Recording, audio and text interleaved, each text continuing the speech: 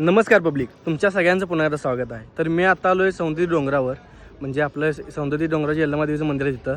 तर आता विषय कसा आहे, आपण ज्यावेळी गावाकडे येतो आहे तेव्हा आपल्याला सगळ्यात मोठा इथे विषय होतो म्हणजे राहण्याचा आणि गाडी पार्किंगचा.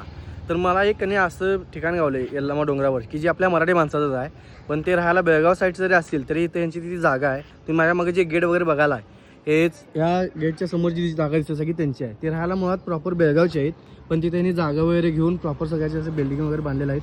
तिथं मागं राहायला त्यांच्या रूम वगैरे आहेत आणि रूम नको असेल तर समोर असा मोठा हॉल आहे. आता जे समोर मामा आल्यात ह्या मामांच्याकडे इथलं सगळं सांभाळायला असते. हे तिथलं ओनर आहे थोडक्यात मला. तर ह्यांचा नंबर वगैरे तुम्हाला देतो आणि यांच्याकडे कधी एकदम कमी किमतीत तुम्हाला रूम वगैरे किंवा खोली वगैरे सगळं मिळते. आणि ह्या मामांचा तुम्हाला कॉन्टॅक्ट नंबर तुम्हाला मी देतो. त्यामुळे कधी बी यल्लामा आला की ह्या मामांच्याकडे कॉन्टॅक्ट करा आणि यांच्याकडे या.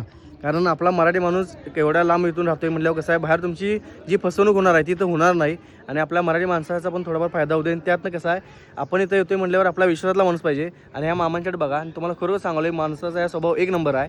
आणि तुम्ही इथं नक्की या. आणि आला तर तुम्हाला मी इथं खाली मेन्शन यांचा मोबाईल नंबर करालोय. तुम्ही रात्री कधी पण या, म्हणजे 11, 12, 1, 2ला या. वाटलंच तुम्हाला नंबर देतोय, तुम्ही फोन करून या. आणि आता त्यांचं लोकेशन कुठं आहे ते तुम्हाला महत्त्वाचं सांगतो. तर यल्लामा डोंगरावरचं जे बस स्टँड तुम्हाला दिसायला समोर, हां बस स्टॉप हे तुम्हाला दिसतं समोर, आणि इथे पोलीस चौकी लागते आणि त्याच्याबरोबर मध्ये तुम्हाला गेट दिसते. आणि इथं मामा असतात कायम, यांचा नंबर तुम्हाला मी द्यायला लावलो आहे. आणि ज्या आतमध्ये त्यांचा हॉल आहे.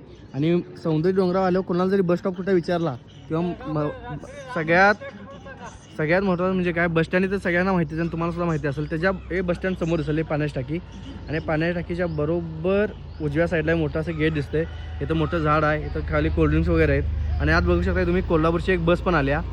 अशा बसेस वगैरे पण असतील मोठ्या, तर सगळ्या बसेस वगैरे सुद्धा इथं पार्किंगची फुल व्यवस्था आहे. सगळी पाण्याची व्यवस्था आहे, साईडला दुकानं वगैरे आहेत, परत वॉशरूम वगैरे सगळं अवेलेबल आहे. आणि यांचा तुम्हाला कॉन्टॅक्ट नंबर देतो. इथं आला कधी तर यांच्याशी कॉन्टॅक्ट करा. इथं